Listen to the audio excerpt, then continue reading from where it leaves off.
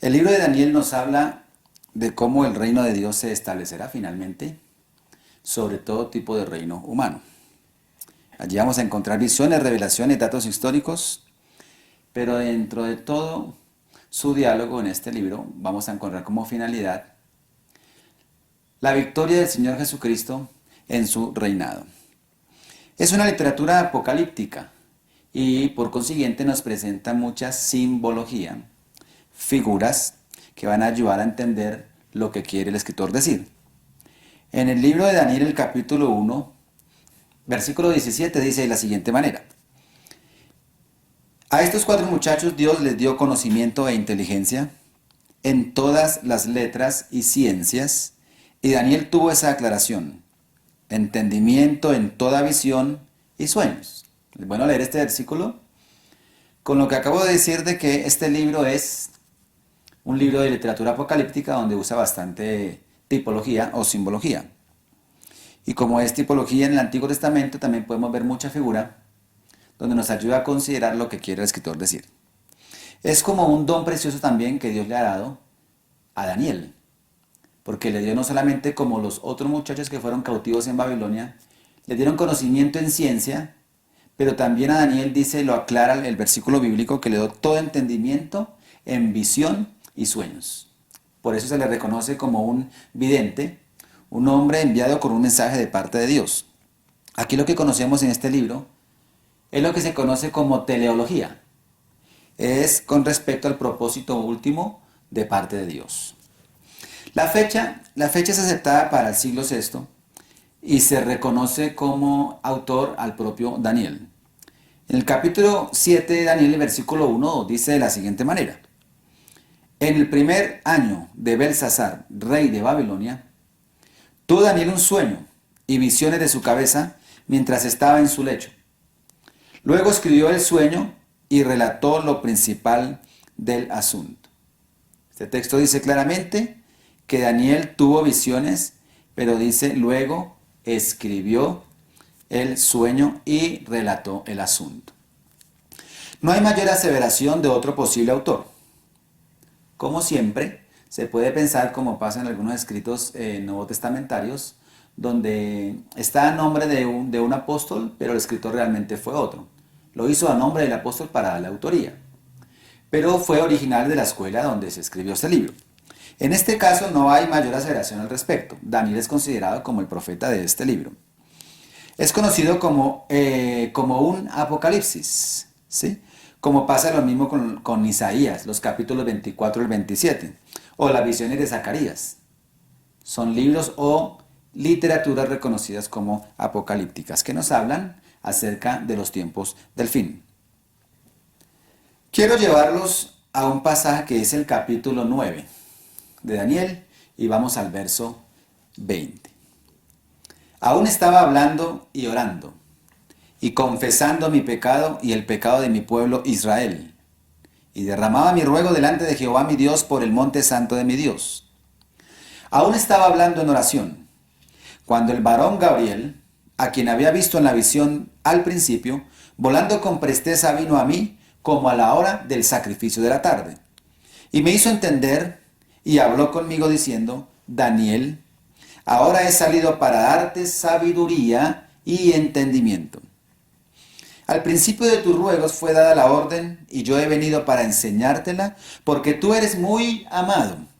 Entiende pues la orden y entiende la visión. 70 semanas están determinadas sobre tu pueblo y sobre tu santa ciudad, para terminar la prevaricación y poner fin al pecado, y expiar la iniquidad, para traer la justicia perdurable, y sellar la visión y la profecía, y ungir al santo de los santos. Sabe pues y entiende que de la salida de la orden para restaurar y edificar a Jerusalén hasta el Mesías príncipe, habrá 7 semanas, y 62 semanas se volverá a edificar la plaza y el muro en tiempos angustiosos. El verso 26 dice: y después de las 62 semanas se quitará la vida al Mesías, mas no por sí. Y el pueblo de un príncipe que ha de venir destruirá la ciudad y el santuario, y su fin será con inundación, y hasta el fin de la guerra durarán las devastaciones. Y por otra semana confirmará el pacto con muchos. A la mitad de la semana hará cesar el sacrificio y la ofrenda. Después con la muchedumbre y las abominaciones vendrá el desolador, hasta que venga la consumación y lo que está determinado se derrame sobre el desolador. 70 semanas están determinadas. Quiero centrar la charla de hoy sobre la profecía de lo que se conoce como las 70 semanas de Daniel. El verso 20 y 21 nos indica que Daniel recibe una respuesta antes de terminar su oración. Porque dice que aún estaba orando y clamando cuando Dios envió a su ángel con la respuesta.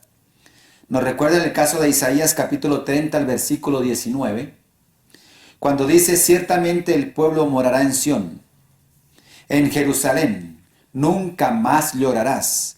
El que tiene misericordia se apiadará de ti, al oír la voz de tu clamor te responderá. Al oír la voz de tu clamor te responderá. Antes de terminar la oración, Dios había ejecutado ya la respuesta. En el verso 21, hablando de una exhortación que se le hace a Judá, ¿verdad? En el verso 21 dice: al cual había visto en visión al principio. ¿A qué visión se refiere? A la visión anterior. Estamos ubicados entonces en el capítulo 8, el versículo 1, porque dice que se refiere a la visión cuando estaba en el río Ulaí. Y este verso 1 dice: en el año tercero del reinado del rey Belsasar, me apareció una visión a mí, Daniel, después de aquella que me había aparecido antes. Entonces hace referencia a esta visión. Y en el verso 16 aclara y dice: oí una voz de hombre entre las riberas del Ulaí, que gritó y dijo: Gabriel, enseña a este la visión. Cuando dice volando con presteza, está hablando o dejándonos ver la rapidez de la respuesta, está viendo la diligencia divina. Lo primero que podemos ir teniendo en cuenta es que Dios da una respuesta, pero la envía a través de su ángel Gabriel. Gabriel es el que viene y da la profecía y trae entendimiento y muestra las visiones al profeta Daniel. Cuando hace mención del sacrificio de la tarde, recuerden ustedes que cuando el templo aún estaba en pie, pues los sacrificios se hacían en la mañana y se hacían en la tarde. Aquí la referencia que nos hace ver es que en este momento, en esa hora de la tarde, lo que se está es aprovechando el tiempo en oración. Por eso a la hora de la tarde estaba con ruegos delante de Jehová Dios. El verso 22 dice algo muy importante: para hacerte entender. Nos refiere entonces, por supuesto, inmediatamente al verso 16 del capítulo 8, cuando le dijo una voz desde el río Ulaí que dijo: Gabriel, enseña la visión. Estamos hablando, comprendiendo en primera medida, que lo que está haciendo Daniel es recibir visión y luego la escribe, pero no simplemente transmite lo que considera o piensa, sino que Dios, teniendo en cuenta que es el mensaje divino suyo, envió al ángel, pero le envió, dice: traigo a ti entendimiento. Lo que está escribiendo Daniel es lo que Dios le permite entender. Esto es una completa revelación de parte de Dios. Por eso en el verso 26 dice: la visión de las tardes y mañanas que se ha referido es verdadera, y guarda la visión porque es para muchos días. Está hablando que esta visión no es inmediata, está dando la señal de un mensaje profético. Entonces, esta visión que es simbólica, que se la ha traído el ángel Gabriel, al leer el contexto, lo que podemos apreciar es que no había sido entendida. Por eso es que el ángel tiene que decirle: ve y explícale, en otras palabras, dale entendimiento a Daniel sobre lo que se está hablando. El versículo 23 del capítulo 9 dice: al principio de tus ruegos fue dada la orden. al principio de tus ruegos. Es decir, Daniel todavía estaba orando y ya en el cielo, en el trono celestial, se había dado la orden de que se dictara un decreto. Ahora dice, tú eres muy amado. Cuando dice Daniel, tú eres muy amado, mensaje de parte de Dios, hermoso, ¿verdad? También nos recuerda al escritor del Apocalipsis del Nuevo Testamento, que fue el apóstol Juan, quien era el discípulo amado del Señor Jesús. Ahora Daniel, escritor del Apocalipsis del Antiguo Testamento, se le dice, tú eres muy amado. Luego le dice, entiende pues ahora la orden y la visión.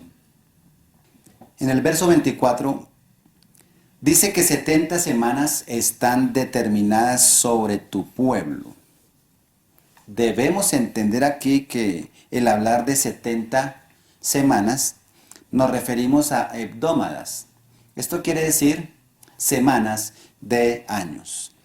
70 semanas, 70 por 7, estamos hablando de 490 años, como expresando algo definitivo de parte de Dios como el cumplimiento de su profecía.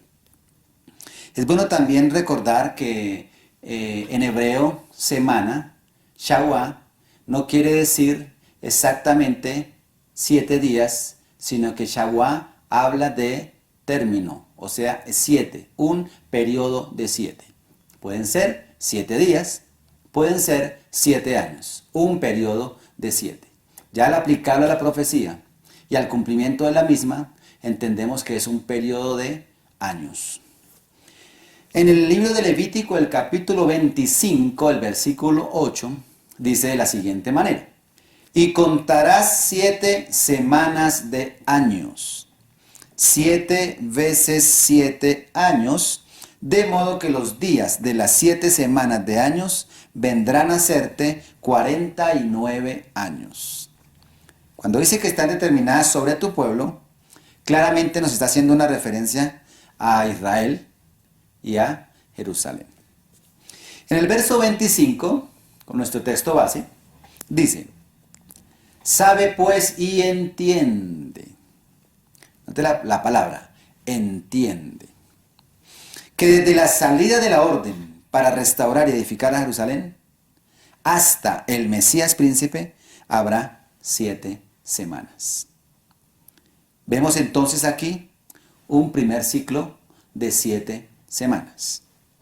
Luego dice, y 62 semanas se edificará la plaza y el muro en tiempos angustiosos. Y después de las 62 semanas se quitará la vida al Mesías. Es decir, nos está dividiendo la misma profecía o dándonos fracciones de tiempo. El primer ciclo es las 7 semanas, un ciclo de 7 semanas, que va desde la orden para edificar a Jerusalén.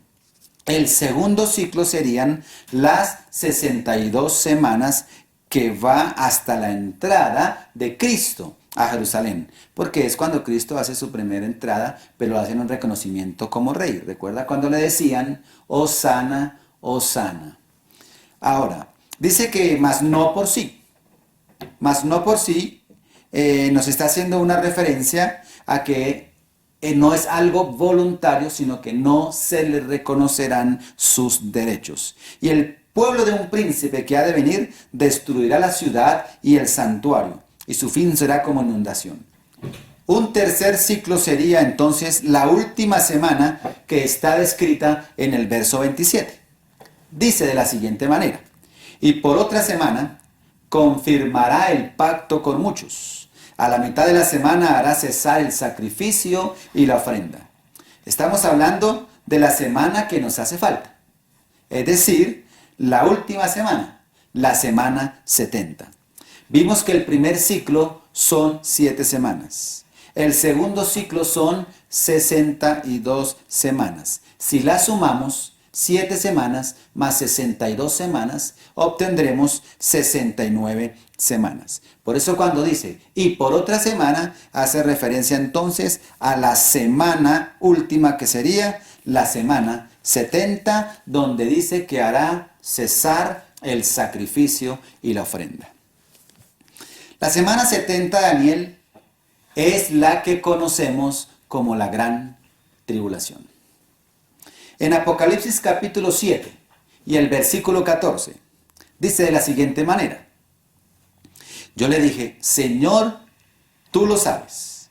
Y él me dijo, estos son los que han salido de la gran tribulación. Gran tribulación. Y han lavado sus ropas y las han emblanquecido en la sangre del Cordero.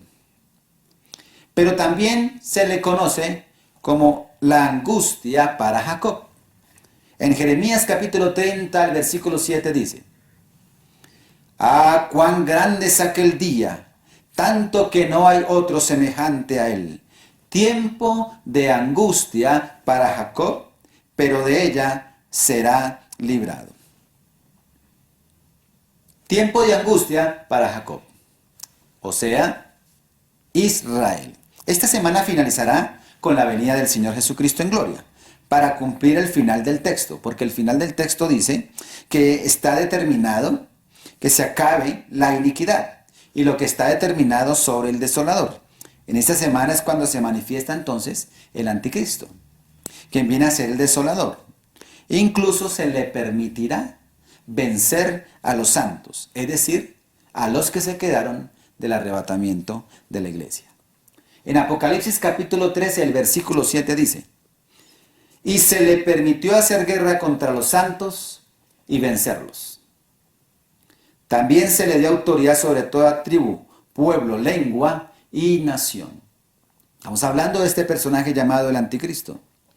Si ustedes han escuchado hablar de los juicios divinos, sellos, trompetas y copas, estos juicios serán derramados aquí en medio de la gran tribulación.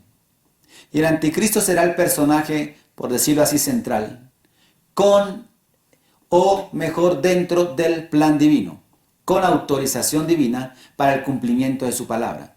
Por eso dice que aquellos que se quedaron, que se reconocen aún como santos y quieren no negar al Señor Jesucristo, tendrán que pagarlo con sus propias vidas. Pero lo que sí se dice, la palabra de Dios dice, es que se le dio autoridad al anticristo para vencerlos. E incluso autoridad sobre todo pueblo, lengua y nación. Es una autoridad por tiempo determinado. Llamo nuevamente entonces la atención al verso 25. Sabe pues y entiende que desde la salida de la orden para restaurar y edificar a Jerusalén hasta el Mesías príncipe, habrá 7 semanas. Estas primeras 7 semanas que encontramos, aclara el texto mismo que es desde la salida de la orden para restaurar y edificar a Jerusalén. Aquí entonces es bueno leer en el libro de Nehemías el capítulo 2. Miremos el verso 1, 2, 3 y 4. Vamos a mirar algunos textos. Dice así. Sucedió en el mes de Nisán, en el año 20 del rey Artajerjes, que estando ya el vino delante de él, tomé el vino y lo serví al rey. Y como yo no había estado antes triste en su presencia, me dijo el rey, ¿por qué está triste tu rostro? Pues no estás enfermo. No es esto sino quebranto de corazón. Entonces temí en gran manera. Y dije al rey, para siempre viva el rey. ¿Cómo no estará triste mi rostro cuando la ciudad, casa de los sepulcros de mis padres, está desierta y sus puertas consumidas por el fuego? Me dijo el rey, ¿qué cosa pides? Entonces oré al Dios de los cielos y le dije al rey, si le place al rey, tu siervo ha hallado gracia delante de ti, envíame a Judá, a la ciudad de los sepulcros de mis padres, y la reedificaré. Entonces el rey me dijo, y la reina estaba sentado junto a él, ¿cuánto durará tu viaje? ¿Y cuándo volverás? Y agradó al rey enviarme después que yo le señalé tiempo. Además dije al rey, si le place al rey que se me den cartas para los gobernadores al otro lado del río, para que me franqueen el paso hasta que llegue a Judá. Y carta para Asaf, guarda del bosque del rey, para que me dé madera para enmaderar las puertas del palacio y de la casa, y para el muro de la ciudad, y la casa en que yo estaré, y me lo concedió el rey según la benéfica mano de mi Dios sobre mí. Este pasaje es clave aquí, porque es la autorización de parte del rey. Y es el único decreto que se encuentra registrado en las Sagradas Escrituras que tenga que ver con la reconstrucción de la ciudad. Es el único. Y estamos hablando aquí de Nehemías. Ahora se registra también el mes de Nisán. Dice que es el año 20 del rey Artajerjes, dice el pasaje. Por lo tanto, esto nos da seguridad para marcar como punto de partida del inicio de las 70 semanas. Entonces nos podemos ubicar a la fecha del 444 antes de Cristo. Sugiero, por supuesto, hacer lectura del libro de Esdras, quien nos ayuda a ubicar pues el que habla del regreso del pueblo, del remanente. O sea, Esdras y Nehemías son los que escriben eventos ocurridos en la tierra de Israel al momento del regreso del cautiverio y en los años siguientes. Los acontecimientos que ocurren en cuanto a la restauración nos deja ver que lo primero ocurrido en el regreso del primer grupo, por lo menos, es con Zorobabel y Yeshua. Y estamos hablando entonces del año 538 a.C., que lo vemos en los capítulos del 1 al 6. Y el siguiente grupo como expedición con Esdras, estamos hablando del 455 aproximadamente, no es una fecha exacta, antes de Cristo. Y entonces podemos considerar que aquí fueron más de 50 años. Eso lo vemos en el capítulo 7 al 10. Y luego está la comisión de lo que hemos leído con Nehemías, que sería entonces, estamos hablando del 444 antes de Cristo. Estos datos nos ayudan, ya que Nehemías nos da fechas y Esdras nos corrobora pues las diferentes expediciones. Y aquí podemos decir entonces que el comienzo de este siglo se establece por medio del decreto de Artajerjes, rey de Persia, ¿verdad? Dado a Nehemías para la reconstrucción. También conocemos que Jerusalén fue reedificada en los primeros 49 años. Si esto es así, entonces podemos ver que las primeras 7 semanas, 7 por 7, 49 años, estamos hablando de que se cumpliría el primer ciclo de 7 semanas.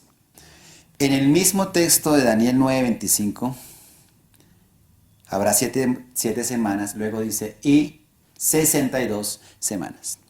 62 semanas, es decir, ya hablamos de 7 y ahora nos introduce a 62 para completar las 69 semanas.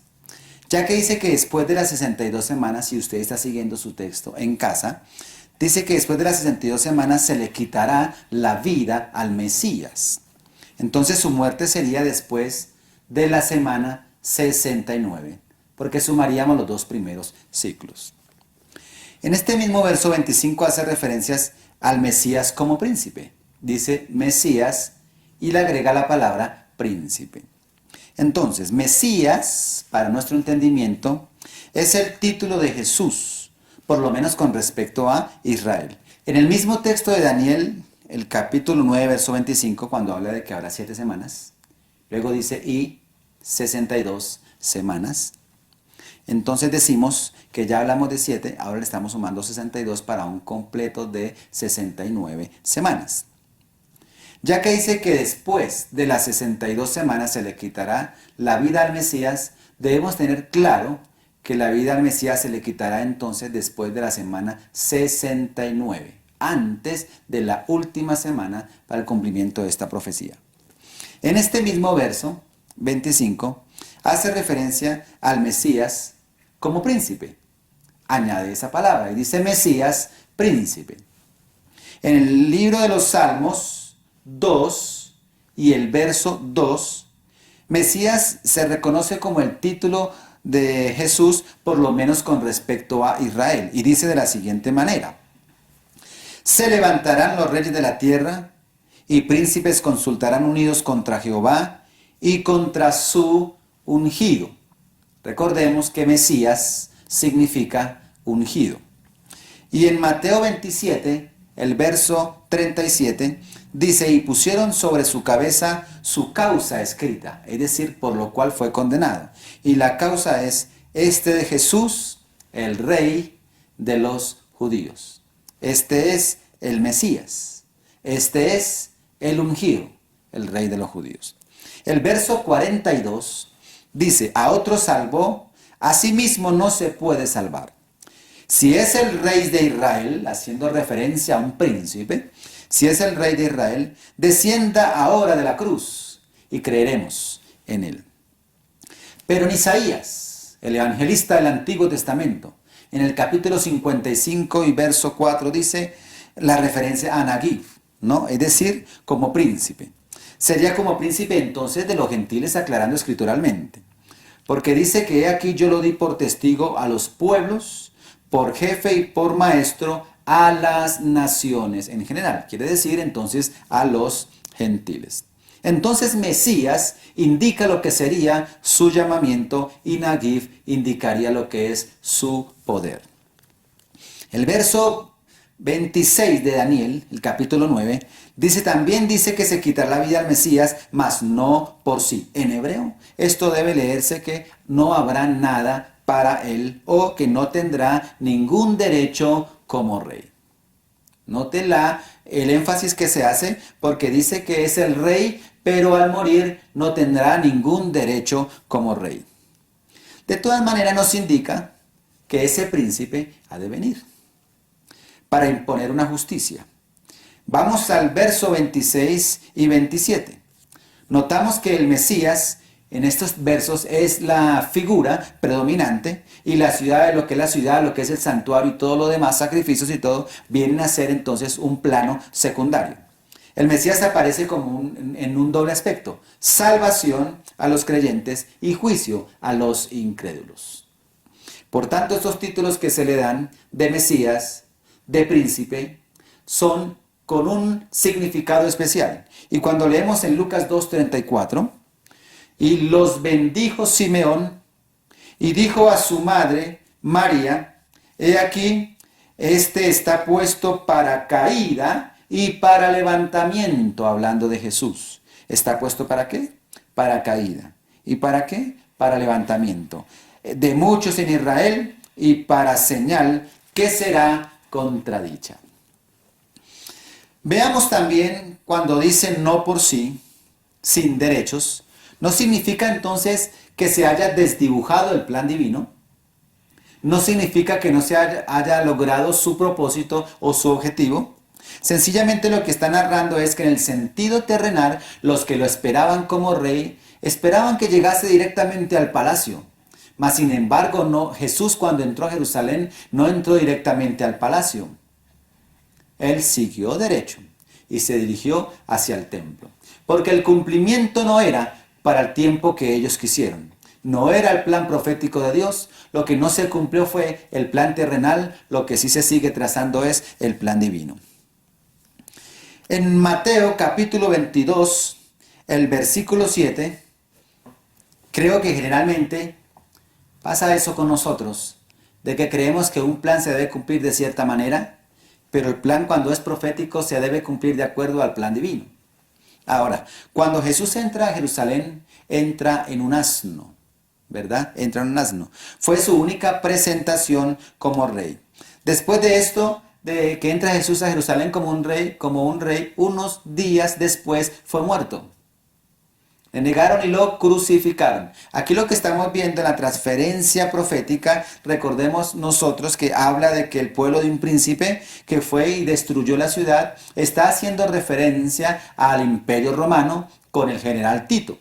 Por eso cuando se cumple esta profecía en Jesús, se transfiere la autoridad en Tito para Jesús el príncipe. De ahí la referencia dada. Como Jesús como un instrumento de juicio. Y en Mateo capítulo 22, el versículo 7, al oírlo el rey se enojó y enviando sus ejércitos destruyó a aquellos homicidas y quemó su ciudad. Estoy hablando de la parábola de la fiesta de las bodas para comprender el hecho de que Jesús se convierte en instrumento de juicio. Cuando dice, destruyó a aquellos homicidas y quemó su ciudad al no aceptar su invitación. Pero continuando con el hilo conductivo que he elegido, observemos nuevamente el verso 26 de nuestro capítulo 9 de Daniel. Él nos señala aquí dos eventos importantes para tener en cuenta.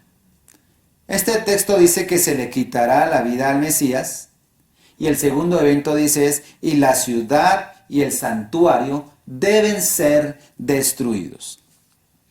Pero ¿quién lo va a hacer? Dice el texto que es el pueblo de otro príncipe. Siga mirando su texto, porque ahí declara, y el pueblo de un príncipe que ha de venir. Esto se cumple en primera medida por la muerte del Señor Jesucristo. Cuando dice que se le quitará la vida al Mesías, se está refiriendo a la muerte del Señor Jesucristo. Cuando murió el Señor Jesucristo, entonces debemos ubicarnos en el año 30 de nuestra era.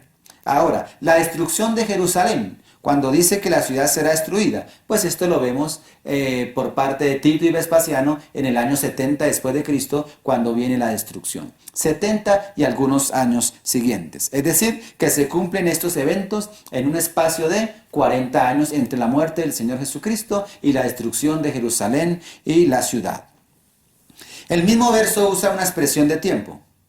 El texto dice, y hasta el fin, note esa frase, y hasta el fin. Este es un tiempo indeterminado, no se puede calcular, hasta el fin, porque la pregunta sería, ¿y cuál es el fin? ¿O a qué fin se refiere? El uso de frases que de pronto infieren en lo que es tiempo no es exacta. Es decir, hemos visto algunos detalles que nos permiten hacer algún tipo de cálculo, ¿verdad? Pero también hay uso de palabras como la primera del verso 16, cuando dice, y después.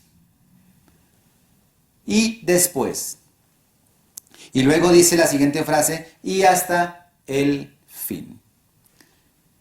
Si yo digo o utilizo esa frase y le digo, después voy, tú no puedes afirmar si ese después es en una hora, mañana o en un mes. Solo sabes qué es después. Son tiempos indeterminados. Y cuando dices hasta el fin, ¿quién puede descifrar la palabra fin en labios de Dios? ¿Cuándo es ese después y cuándo es ese fin? Sería entonces la pregunta planteada. Personalmente, no soy partidario de hacer cálculos pretendiendo ser puntual en tiempo para llevar una conclusión. Debemos cuidarnos de esto, porque si no terminaríamos quizás tratando de calcular cuál es el día y la hora del arrebatamiento de la iglesia o cosas como esas, que sencillamente sería antibíblico. Me adhiero a la frase que alguien dijo, el tiempo profético es tan exacto como para hacer una seria advertencia y tan impreciso como para no satisfacer la mera curiosidad. En Hechos capítulo 1 y el versículo 7 dice, y les dijo, no os toca a vosotros saber los tiempos o las sazones que el Padre puso en su sola potestad. De modo que hasta el momento podemos decir que desde el decreto dado a Nehemías hasta el Mesías hay un promedio de 483 años, equivalentes a 69 semanas proféticas. ¿Por qué digo que es un promedio? Porque cuando se hace el análisis de estas semanas, algunos hacen cálculos hasta el año 33 después de Cristo. Se afirma que Cristo muere en el año 30, más o menos 3 años después, cuando sucede toda la persecución de la iglesia. Entonces puede hacer un cálculo de 3 años más hasta el año 33 después de Cristo. Y luego se toma la fecha de cuando Jerusalén es destruida, que es en el año 70. Pero luego esta destrucción no solo de un año, sino de cierto tiempo. Entonces de aquí a que si la tomo el 70 o si la tomo el 79 o si tomo el 30 o tomo el 33, puede variar en un espacio de 2, 3 o 7 años. Y no se trata de hacer la profecía tan exacta de que fueron 7 años, 42 horas y 20 segundos. Sería hasta ridículo. Lo que quiere decir aquí es que la soberanía de Dios está sobre todo tiempo. Es como cuando se habla del arrebatamiento, que Cristo viene en cualquier momento. pero no quiere decir que sabemos el día y la hora porque está dentro de la soberanía divina. Pero que si llegase a ser en este momento, ya se hubiesen cumplido o se cumpliría la profecía. La expresión del verso 26 y hasta el fin hace referencia al tiempo actual. Repito, la expresión hasta el fin hace referencia al tiempo actual. ¿En qué verso estamos? En el verso 26. Y hasta el fin las devastaciones durarán. Pero hasta el fin está hablando de lo que estamos viviendo. Estamos hablando del tiempo actual. Pues la semana 69 culminaría entonces con los dos eventos. Con la muerte del Mesías y con la destrucción. Cosas que ya se cumplieron. Quiere decir que a partir de la semana 69, ya al cumplirse los dos eventos, quiere decir que la semana 69 ya terminó. Pero como la semana 70 no ha empezado, entonces quiere decir que hay un tiempo que está intermedio. Y ese tiempo intermedio es el que dice hasta el fin, que es el tiempo que estamos viviendo nosotros, conocidos como el tiempo de la gracia. Cuando el versículo 27 dice, y por otra semana, es decir, la semana que hace falta, la semana 70, y por otra semana, la semana de la gran tribulación. ¿Cuál es el tiempo actual? Se le conoce como el tiempo de la iglesia o el tiempo de la gracia.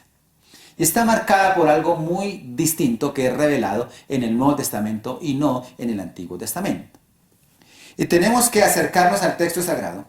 Y tenemos que mirar en el libro de Juan, el capítulo 3. Y a partir del versículo 14 dice de la siguiente manera. Y como Moisés levantó la serpiente en el desierto, así es necesario que el Hijo del Hombre sea levantado. ¿Recuerden ustedes?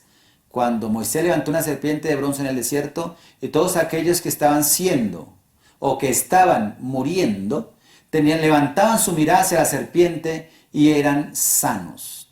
Aquí el pasaje bíblico dice que la salvación viene por medio del Señor Jesucristo y hace referencia a este pasaje que era simbólico o tipificaba a Cristo, así como así está haciendo el paralelo. Como Moisés levantó la serpiente en el desierto, así es necesario que el Hijo del Hombre sea levantado. Y el 15 continúa diciendo, para que todo aquel que en él cree no se pierda, mas tenga vida eterna. Porque de tal manera amó Dios al mundo, que ha dado a su Hijo unigénito, para que todo aquel que en él cree no se pierda, mas tenga vida eterna. Porque no envió Dios a su Hijo al mundo para condenar al mundo, sino para que el mundo sea salvo por él. Esta revelación es nuevo testamentaria. Es la creación de la iglesia. Es el propósito divino del Señor Jesucristo. Y en Mateo 16, 15, dice, Él les dijo, ¿y vosotros quién decís que soy yo? El ambiente que se está viviendo, el momento que se está viviendo allí cultural es que todos preguntan, ¿Jesús quién es? Unos dicen que es Elías, otros dicen que es un profeta, otros dicen que resucitó a alguien. Y Jesús con sus discípulos les dice, ¿y vosotros quién decís que soy yo? Una pregunta personal. Y el versículo 16 dice, respondiendo Simón Pedro dijo, tú eres el Cristo, el Hijo del Dios viviente. Tú eres el Cristo, es decir, tú eres el ungido, el Hijo de Dios viviente. No está diciendo que puede ser o que es un profeta, sino que ratifica que es el Hijo de Dios. Entonces le respondió Jesús, bienaventurado eres, Simón, hijo de Jonás, porque no te lo reveló carne ni sangre, sino mi Padre que está en los cielos. Y yo también te digo que tú eres Pedro, y sobre esta roca edificaré mi iglesia, y las puertas del Hades no prevalecerán contra ella. Está hablando de la creación de la iglesia. Pero mira lo hermoso que dice aquí. En lo que has dicho, Pedro, no ha sido por asunto tuyo, sino que ha sido una revelación de mi Padre. Porque si no viene de mi Padre, no podrías entender lo que está pasando aquí. Tú eres el Hijo de Dios, tú eres el Cristo. Y luego Jesús se dirige a Pedro y le dice, sí, yo soy el Hijo de Dios y tú eres hijo de Jonás. Y establece una diferencia y dice, y sobre esta roca, Pedro, sobre esta roca quiere decir sobre la revelación que tuvo Pedro, o sea, sobre Cristo edificaré mi iglesia. Mira qué revelación tan preciosa. Ahora, este espacio de tiempo lleva aproximadamente 2000 años y solo faltaría entonces ver cumplida la semana 70. Pero se sabe que esta semana es de tribulación y de angustia para Jacob y para Israel. Por lo tanto, lo primero que tiene que ocurrir en el inicio de la semana 70 será el arrebatamiento de la iglesia. Y claro, al ser el arrebatamiento de la iglesia, entonces terminaría el tiempo de gracia o el tiempo de la iglesia. Y el reloj profético para los judíos entonces continuaría su marcha en los propósitos divinos. Continuamos en el verso 27. Y por otra semana. Entonces entramos a la última. Ya sabemos que la semana 70 es la semana más terrible de todas. Pero allí es donde se da cumplimiento sobre la destrucción final del pecado, de la iniquidad. Y llegará entonces la justicia perdurable. El verso 24 dice que 70 semanas están determinadas sobre tu pueblo y sobre tu santa ciudad. Pero luego dice, ¿para qué? Para terminar la prevaricación y poner fin al pecado y expiar la iniquidad, para traer la justicia perdurable y sellar la visión y la profecía y ungir al santo de los santos. Dice el texto que en esa semana 70 habrá un pacto entre este príncipe que ha de venir, que claramente es el anticristo, y el pueblo de Israel. Haríamos una tipología entonces, si hacemos referencia al anticristo como Antíoco Epífanes IV, que fue el que profanó el templo hacia el año 168. Haciendo esta corroboración y como dije anteriormente, en cuanto a la profecía bíblica, se transmite o se transfiere entonces en figura al Señor Jesucristo. Y Antíoco sería la figura del anticristo. En 2 de Tesalonicenses, capítulo 2, el verso 3, nadie os engañe en ninguna manera, porque no vendrá sin que antes venga la apostasía. Entendiendo por apostasía, negar la fe, después de haber conocido del Señor. Y se manifieste el hombre de pecado, el hijo de perdición. El hombre de pecado y el hijo de perdición está haciendo referencia al anticristo. Pero en Mateo 24, verso 15, dice la Escritura, por tanto, cuando veáis en el lugar santo la abominación desoladora de que habló el profeta Daniel, el que lee, entienda. Dice que se firmará entonces el acuerdo, y aquí llamo la atención a un texto en el libro de Daniel, el capítulo 11, el verso 39, cuando dice, con un Dios ajeno se hará de las fortalezas más inexpugnables, y colmará de honores a los que le reconozcan, y por precio repartirá la tierra. Está dándonos un perfil de lo que será este personaje conocido como el anticristo. El que dice Daniel, el príncipe, otro príncipe que habrá de venir. Dice que se hará con un Dios ajeno, se hará de fortalezas, y habla de que colmará de honores a todos aquellos que le reconozcan. Estamos hablando de intereses por medio. Ahora, teniendo la autoridad que ha de tener, la gracia que ha de tener, todo por voluntad divina y por cumplimiento de la Sagrada Escritura, va a ser un hombre que pueda manipular, y dice la Escritura, y por precio repartirá la tierra.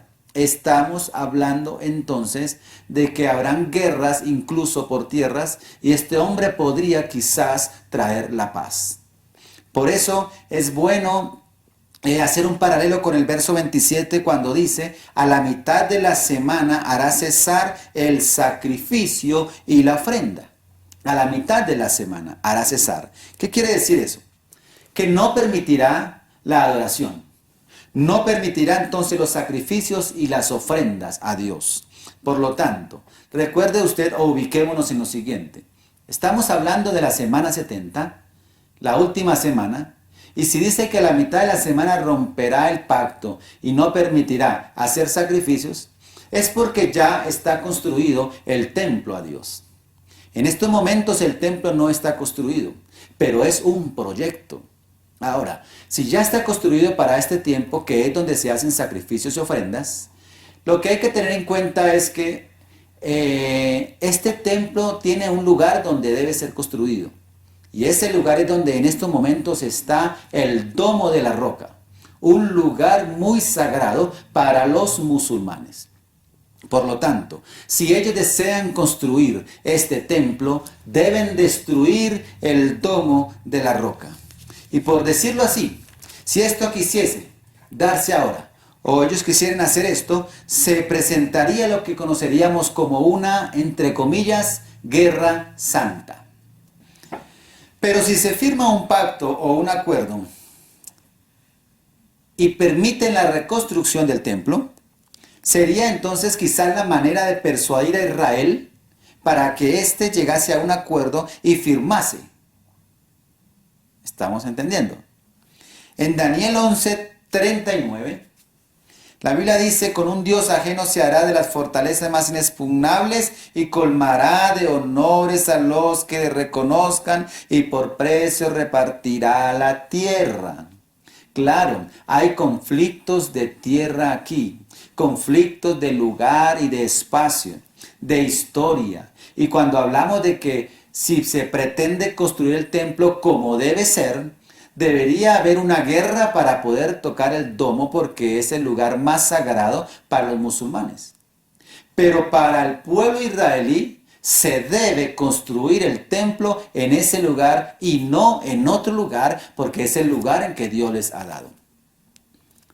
Pero recuerde usted que también los musulmanes, donde está el domo, ellos dicen que allí fue donde ascendió su profeta. Vendríamos a tener conflictos muy profundos. Ahora, solo que a la mitad de la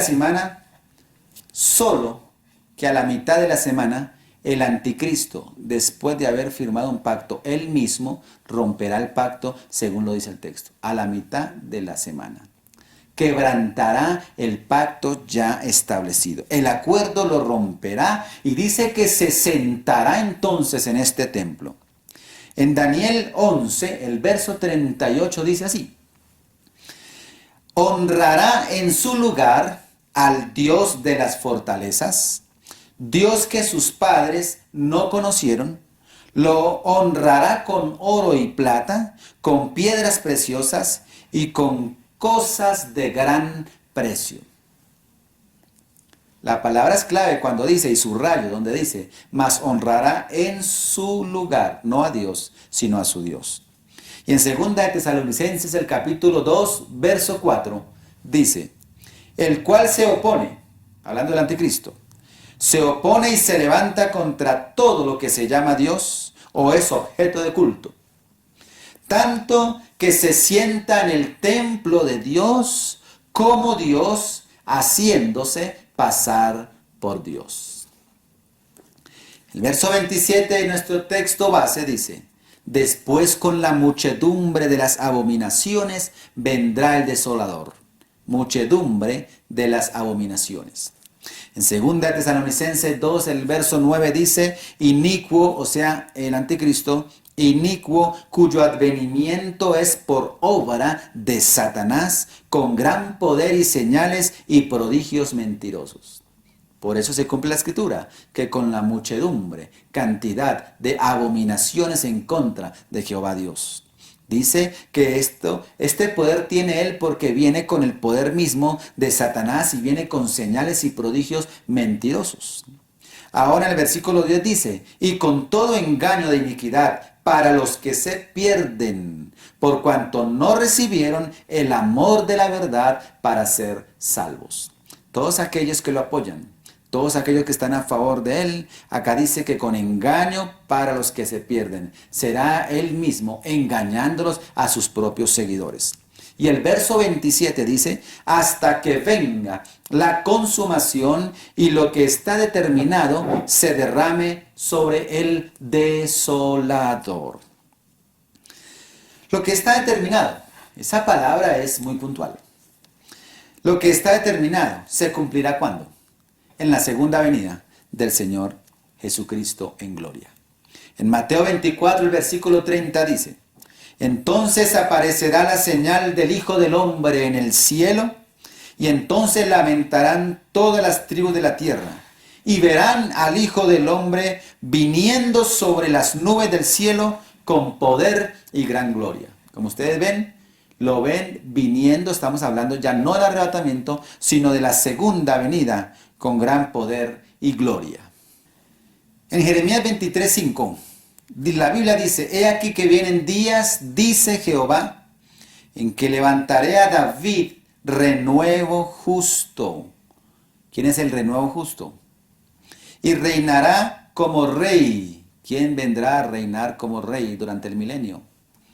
El cual será dichoso y hará juicio y justicia en la tierra. ¿Quién tiene derecho a hacer juicio y justicia en la tierra? Está hablando de Cristo. Y dice el verso 6, en sus días será salvo Judá e Israel habitará confiado, y este será su nombre. Por si hay alguna duda, dice, este será su nombre con el cual le llamarán Jehová, justicia nuestra. En Apocalipsis capítulo 19, versículo 11, hablando de este advenimiento precioso de Dios para culminar su profecía y llegar a lo determinado para este personaje, dice, entonces vi el cielo abierto, y he aquí un caballo blanco, y el que lo montaba se llamaba Fiel y Verdadero.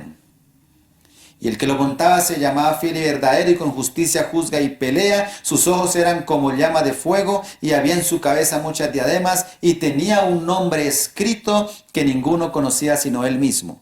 Estaba vestido de una ropa tenía en sangre, y su nombre es el Verbo de Dios. Y los ejércitos celestiales, vestidos de lino finísimo, blanco y limpio, le seguían en caballos blancos.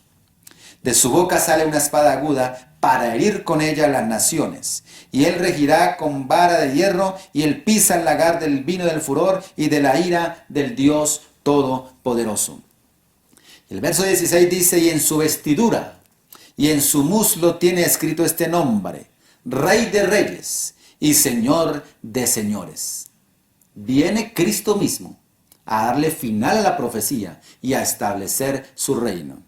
Y vi un ángel que estaba en pie en el sol y clamó a gran voz diciendo, todas las aves que vuelan en medio del cielo, venid y congregaos a la gran cena de Dios, para que comáis carne de reyes y de capitanes, y carne de fuertes, carne de caballos y sus jinetes, y carne de todos, libres y esclavos, pequeños y grandes. Y mire la parte siguiente refiriéndose al anticristo. Y vi a la bestia, al anticristo, a los reyes de la tierra y a sus ejércitos, reunidos para guerrear contra el que montaba el caballo y contra su ejército. Y la bestia fue apresada, y con ella el falso profeta que había hecho delante de ella las señales con las cuales había engañado a los que recibieron la marca de la bestia y habían adorado su imagen. Estos dos fueron lanzados vivos dentro de un lago de fuego que arde con azufre. Y los demás fueron muertos con la espada que salía de la boca del que montaba el caballo, y todas las aves se saciaron de las carnes de ellos. Una reflexión. Esta profecía de las 70 semanas de Daniel seguramente llama mucho nuestra atención. Lo más importante es reflexionar sobre lo leído y estudiado en la Sagrada Escritura. No se trata de dar fechas, como dije anteriormente, o caer en superstición alguna, sino se trata de considerar lo que dice el texto sagrado. Hay muchas personas en las diferentes iglesias que abren este libro precioso y lo llaman la palabra de Dios. Mas, sin embargo, no creen lo que dice la palabra de Dios. Creo que debemos pensar a manera de reflexión. Si creo que es la palabra de Dios, debo creer lo que en ella está escrito. Y no solamente aquel texto que me conviene, sino en su totalidad. Hay muchas señales que nos advierten del cumplimiento de las profecías. Hoy en día se tiene fácil acceso a la información y encontrarás, por ejemplo, que para la construcción del templo de Salomón, del que estamos hablando, del que los judíos quieren construir, Ya están los fondos listos. Ya se tienen los planos totalmente diseñados. Ya los vasos sagrados están hechos. Ya hay sacerdotes durante años preparándose para efectuar los sacrificios en el templo que ha de ser construido. Vuelvo y digo, todos tenemos fácil acceso para corroborar todo lo que está pasando a nuestro alrededor. Esto no nos dice nada. Eso es simplemente un abrebocas de lo que digo en cuanto a señal. Porque si queremos ver señales de cómo se está cumpliendo las cosas, son muchas las que podemos encontrar. Todo el ambiente, por ejemplo, de Estados Unidos, tratando durante años para firmar un tratado entre Israel y el mundo árabe. Y lo único que vemos es que al momento no se ha conseguido, pero sí, cada día es más notable el ambiente propicio para firmarlo. Como decía anteriormente, quizás cuando se tome la decisión se reciba la señal para el pueblo de Israel en construir su templo, sea el momento en que se intervenga para obtener un acuerdo de paz.